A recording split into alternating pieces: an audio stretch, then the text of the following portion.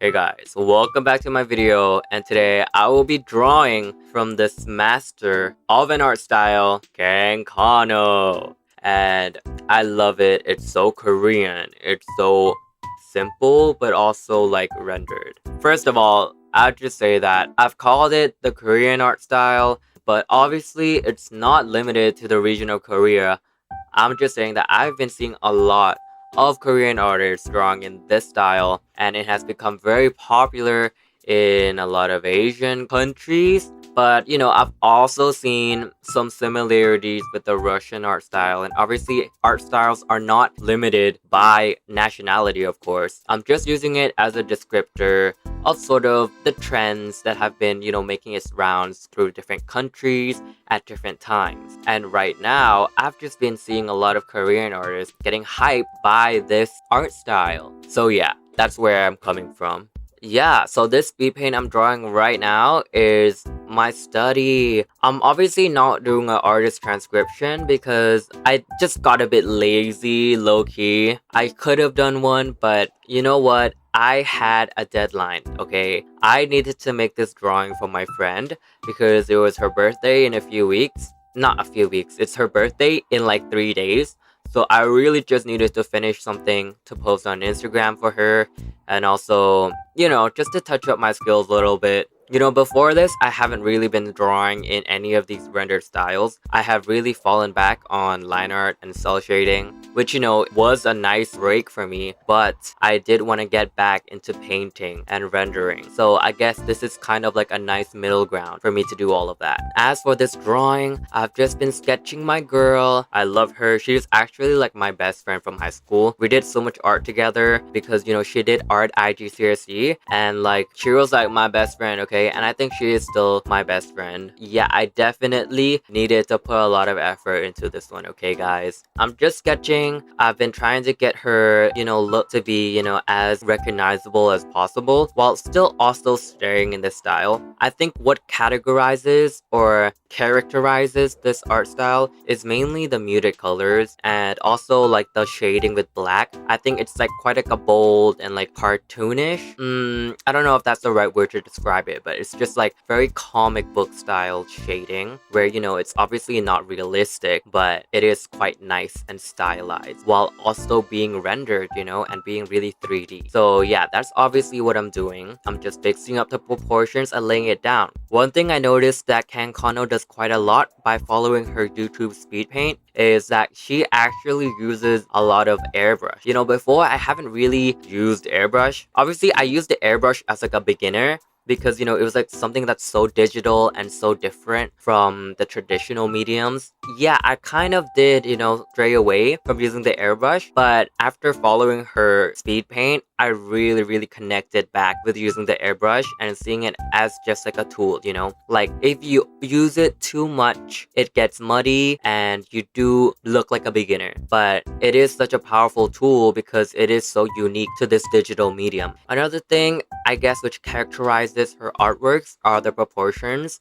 and especially like some small stylizations, especially around the eyes. You can notice like the eggyo style is very consistent between her drawings. Like, even though like the size and the shape isn't, but like the style where, it's obviously very dark under the shadow, but there's like this very white and clean line that goes around the eye. I think that was really interesting. And my girl does have eggyo style naturally, so it was nice to draw that and accentuate that as well. One thing which, Kangcono does, but I didn't end up including in the final render was the lashes. Because, after adding the lashes, it made my girl look a bit too done up, and I really wanted to have this more natural vibe with her. Even though obviously the drawing is already cartoonish, I just wanted to have that, like, it just looks more like her, when there aren't any lashes. So yeah, I ended up going with very minimal lashes only on the bottom of her eyes, and the really bold lashes that Kangcono does, I just kept it on a separate layer and I just, stored it for the future maybe. For the clothes rendering, I continued with the airbrush, but I also realized that the clothing isn't as 3D and it is more, I guess, like blocky. So what I did was I just used the dip pen, the regular pen, and I just color picked from the the airbrush drawings that I've did, and I just painted in on the outlines to make sure that the borders are sort of clean and sharp. Same thing with the hair. I just went in with the dip pen that's very hard, no airbrushing, like minimal airbrushing just to get the shape first, and then going over everything to create those clean lines at the end. And I think that's really smart of her actually. So what she's doing is she's leaving these rendered parts for the face and for like the important parts, right? And these parts can actually be made with just lines, and it can be cleaner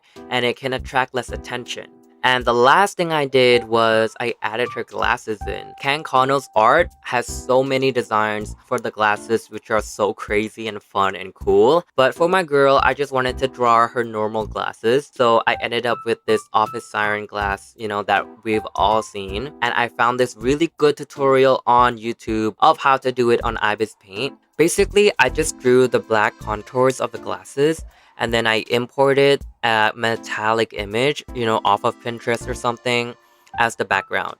And then on the layer of the glasses, what I did was I used the water droplet effect, and that sort of picks up colors from the background and puts it on that layer. Now, to really refine that 3D look, what I did was I used the embossing filter on Ibis Paint, and that also seemed to create more 3D and three-dimensional stuff. And then finally, I went over everything with, you know, a few more white highlights and darks to really just like bring in that color and contrast and still make it look like a drawing, you know? But yeah, I mean, it definitely looks like a 3D model, kind of, and that is also like the charm of it, you know? Anyways, that was it for my first illustration. I honestly loved how it turned out. I could have spent a bit more time rendering her face and everything, but I think it turned out really well. So let's move on to the second illustration in her style.